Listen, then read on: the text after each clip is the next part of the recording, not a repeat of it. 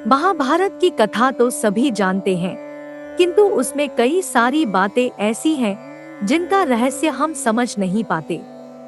समझेंगे भी कैसे, हम तो केवल एक साधारण मनुष्य हैं और ईश्वर की लीलाएं तो स्वयं देवता भी नहीं समझ पाते। ऐसे ही एक रहस्य की बात हम करने जा रहे हैं, अर्जुन के वीर पुत्र अभिमन्यु की मृत्यु की। अभिमन्यु ने बहुत बहादुरी से युद्ध किया था, परंतु अंत में चक्रव्यूह में फंसाकर कौरवों ने निर्ममता से उसकी हत्या कर दी। प्रश्न यह है कि श्री कृष्ण तो पहले से ही सब कुछ जानते थे, तो उन्होंने अभिमन्यु को क्यों नहीं बचाया, जबकि अर्जुन को उन्होंने युद्ध में बार बार संरक्षण दिया था। इसी राज से हम आज पर्दा उठाएंगे। दोस्तों, अपने विचार कमेंट बॉक्स में जरूर लिखना और वीडियो को लाइक करना ना भूलना।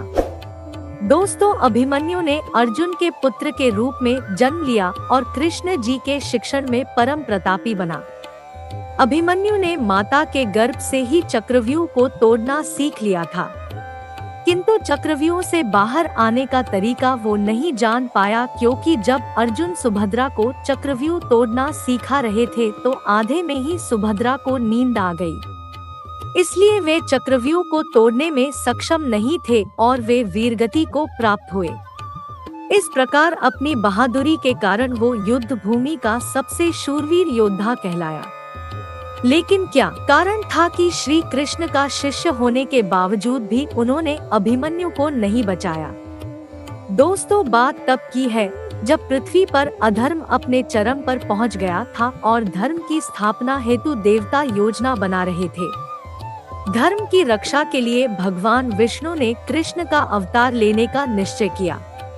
तब ब्रह्मा जी ने अन्य देवताओं को ये आदेश दिया कि वे भी पृथ्वी पर धर्म की स्थापना हेतु श्री कृष्ण की सहायता करेंगे और इसके लिए सभी देवताओं को या तो अपने अंश अवतरित करने होंगे या उनके पुत्रों को पृथ्वी में जन्म लेना होगा। सभी देवता गण अपना अंश या अपने पुत्रों को पृथ्वी पर अवतरित करने के लिए सहमत होते हैं, परंतु जब चंद्रदेव को पता चलता है कि उनके पुत्र वर्चा को भी पृथ्वी पर जन्म लेने का आदेश मिला है, तो वे व्याकुल हो गए और इस आदेश का विरोध करने लगे।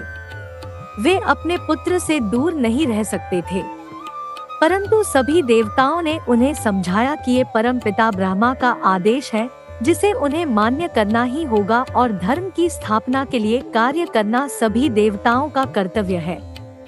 सबकी बात सुनकर चंद्रदेव वर्चा के अवतरण के लिए सहमत हो गए, पर उन्होंने शर्त रखी। शर्त यह थी कि उनका पुत्र पृथ्वी पर अधिक समय के लिए नहीं रहेगा और पांडवों के पक्ष से ही युद्ध करेगा। वह सबसे अधिक शूरवीर होगा और पूरे दिन युद्ध करने के पश्चात उसे सायंकाल में ही अपने नश्वर शरीर को छोड़कर मेरे पास स्वर्ग आना होगा। देवताओं ने उन्हें मनाने की दृष्टि से सभी शर्तें स्वीकार कर ली, इसलिए शर्तानुसार वे जल्द ही स्वर्ग को प्रस्थान कर गए। यही कारण था कि श्री कृष्ण ने सब कुछ जानते हुए भी अभिमन्यु के प्राणों की रक्षा नहीं की और उसकी नियति में कोई बाधा उत्पन्न नहीं की। दोस्तों, अगर आप ऐसे और तथ्य जानना चाहते हो तो कमेंट बॉक्स में जरूर लिखना। धन्यवाद।